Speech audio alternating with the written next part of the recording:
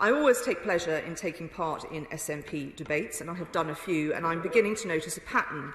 I have been called here previously to defend the UK's position on jobs, while the SNP have dismissed the 545,000 Scottish jobs reliant on being part of the UK. I've been called here to discuss the importance of hypothetical EU funding mechanisms, while the SNP dismisses the very real United Kingdom dividend to the taxpayers of Scotland of £2,000 per person, and in another debate the SNP sought to be the champions of democracy whilst they ignored the result of 2 referendums. So it might be a surprise to some that in a week when we've had more revelations about the Scottish Government's own lack of financial propriety and literacy, they have called a debate on such themes. But it is not a surprise to me. I think it shows admirable consistency, Mr Deputy Speaker, and also shows a complete lack of self-awareness with a large helping of assumed piety. So in addition to the many things that we have done in government to improve transparency and procurement, let me also tell the SNP in the House what we have not done. We did not hire a firm at £10 million to run our testing service, which promptly furloughed its staff.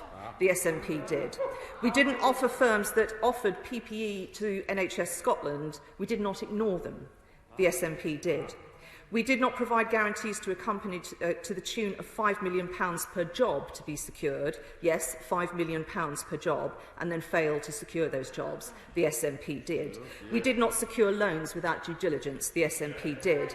Our National Audit Office didn't say that we had no framework for working with private companies, and indeed needed to urgently establish one. Audit Scotland did of the Scottish Government.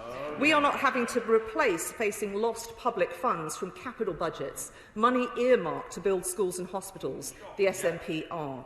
We did not ignore recommendations made by our auditing body, unlike the SNP, who have been criticised for ignoring Audit Scotland's reports of the last 3 years. And we did not ignore inward investors who wanted to put their own money into Scotland and instead gave preference to another firm who could only do so with public funds. As the media reports this week, if the SNP wants to start gaining some credibility on these matters, I suggest 2 things. Firstly, they should implement the recommendations of their own scrutiny bodies. They should place information on deals, guarantees and dealings with private companies, including those given to GFG in the public domain.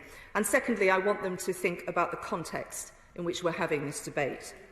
This week, we learnt that Scotland has 6 of the 10 places with the highest infection rates in Europe.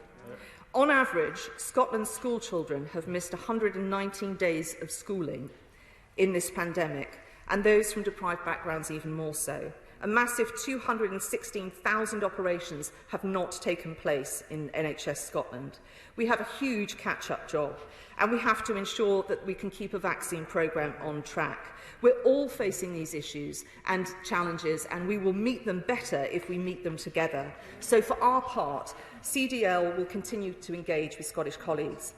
Our 4-nation NHS will continue to work together, as will our chief medical officers. I and my fellow ministers, all comprehensively school educated, by the way, will come to this House to be held to account, and we will continue to reject the distracting, delusional and divisive debate from the SNP. We will do the responsible thing. We know our duty to the Scottish people, and we will always be guided by what is in their interest. And I hope one day the SNP will do the same.